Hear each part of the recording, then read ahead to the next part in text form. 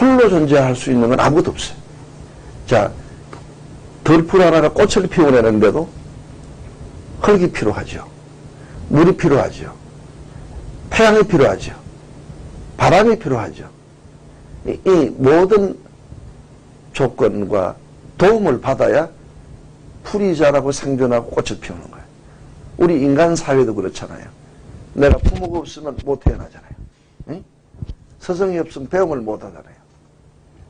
군인이 없으면 나라 안 지켜줘서 우리가 불안해서 못 사는 거죠. 치안을 해주는 경찰관이 있어서 우리가 마음 놓고 생업에 종사할 수 있단 말이에요. 자, 보세요. 우리 환경을 얼마나 버려놨습니까? 이 사회 환경은 그만두더라도 물과 불과 바람과 이 자연 모든 게 다 지금 망가뜨려 놨습니다. 그래서 밥을 먹으면 식탁에 올라오는 모든 먹거리들이 우리 생존을 위협하고 있어요. 그리고 보세요. 환경이 나빠지니까 신종 푸른이 싹스니 이런 뭐를 아주 엄청난 병들이 해마다 도출되고 있습니다. 지구는 보십시오. 세계 도처에서 천재지변이 하늘이 그냥 막 부서지는 듯이 땅이 무너지는 듯이 일어나고 있습니다. 이것들이 모두 우리가 그동안 이기적으로 살아서 그렇다. 더불어 사는 마음이 없어서 그래요. 그래서 에드와드 콘체 같은 사람, 미래학자는 21세기 인류 과제는 인간과 자연이 얼마나 공존하느냐, 상생하느냐에 따라서 인류에게 큰 고뇌가 될 수 있답니다. 앞으로 우리가 자연을 사랑하고 나아가서는 이웃과 모든 분들이 하나가 되어야 되는 거죠. 그리고 세 번째, 인욕입니다. 참는 거죠. 우리는 이 세상을 살아가는데 잘 되는 일보다 안 되는 일이 더 많아요. 좋은 일보다 굳은 일이 더 많아요. 뭐 하려고 하면 안 되는 게 더 많단 말이죠. 그렇다고 우리가 내 뜻대로 안 된다고 화내고 막 욕구를 분출하고 말을 막 하고 행동으로 옮기면 안 돼요. 물 흐름을 진리라고 하잖아요. 우리 삶도 그렇게 할 줄 알아야 돼요. 참는 거 참 많죠. 우리는 온갖 시련과 유혹과 좌절과 도전 속에서 그거를 극복하고 살아가야 돼요. 그거를 극복하지 아니하면 참아내지 못하면 이 사람 성공이 없는 거죠. 그래서 인욕, 이거 참 참는 거 이거 중요하다. 네 번째는 정진, 노력을 말하는 건데요. 우리가 이렇잖아요. 자전거는 구르지 않으면 넘어져요. 사람의 몸에 피는 돌지 않으면 병이 생기죠. 또 물은 흐르지 않으면 썩는 거예요. 행하지 않는 자에게는 목적지가 없어요. 우리가 노력해야 되는 거죠. 열심히 해야 돼요. 그리고 우리 달마 스님이 9년간 명백관심 하셨잖아요. 부처님이 6년 동안 설산에서 고행하셨잖아요. 이거는 바로 우리 지금으로 살아가는 우리들에게 노력하고 정진할 것을 보여주는 대목이라고 할 수 있습니다. 이게 정진바람일이죠. 다섯 번째로 선정입니다. 마음을 안정해야 된다는 거죠. 첫째 사람 마음의 안정돼야 돼요. 이 세상에 마음은요, 한순간도 편하지 않아요. 높은 산의 날씨처럼 금방 좋았다 금방 나빴다. 한 찰나에 900생배를 한다는 거예요. 왜냐하면 눈으로 보고 귀로 듣고 몸으로 느끼고 입으로 맛보고 이 의식작용, 우리 오감을 통해서 외경의 세계를 접하면서 욕심을 일으키는 거죠. 그래 거기서부터 번뇌가 생기고 막 고뇌가 생기고 갈등이 생긴단 말이에요. 그래서 마음이 108번이라고 하잖아요. 거기서부터 인간 마음은 편하지 않아요. 그래 마음을 잘 다스려야 돼요. 우리가 마음이 잘 안 다스려지면 불편하잖아. 마음이 불편할 때는 세상이 다 안 돼요.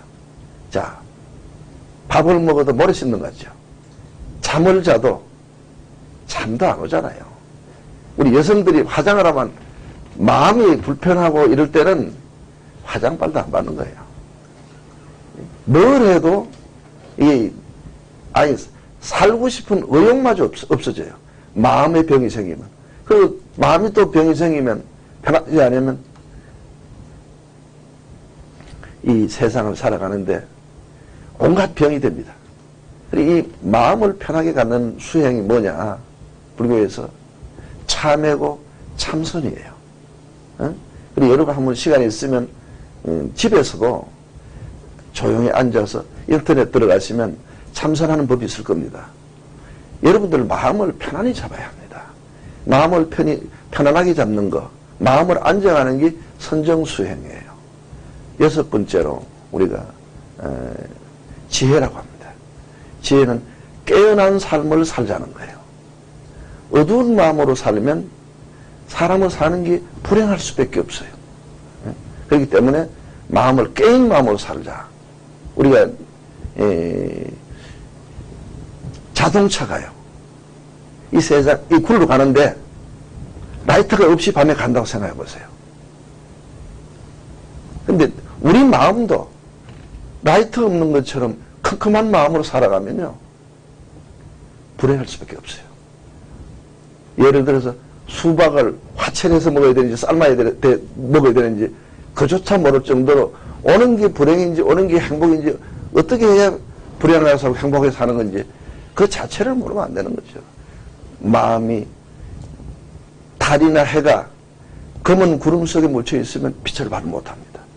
우리 마음도 그저 욕심과 무명으로도 비으면 안 돼. 훌룩 벗어야 돼. 그래서 밝은 마음으로 깨어나야 된다. 우리 삶이 마음 아닌 게 없어요. 삶의 주체가 모든 게 마음이다 이거지. 이 보세요. 같은 흙으로 빚는데 어느 사람은 기와장도 만들고 옹기도 만들고 집그릇도 만들어. 그런데 같은 흙으로 만들어도 어느 사람은 고래 청자도 만들고 고래 백자도 만들잖아요. 그 사람 만드는 사람 마음 따라서 이렇게 달라지는 거예요. 인간의 운명도 그 사람이 어느 마음으로 어두운 마음으로 사느냐 밝은 마음으로 사느냐에 따라서 그 사람이 운명이 갈라진다 이거지. 우리가 중요한 인생의 선택도 마음이 하는 거예요. 마음이 결정하는 거예요. 마음이 밝아야 돼요. 마음이 어두우면 인간은 불행해집니다.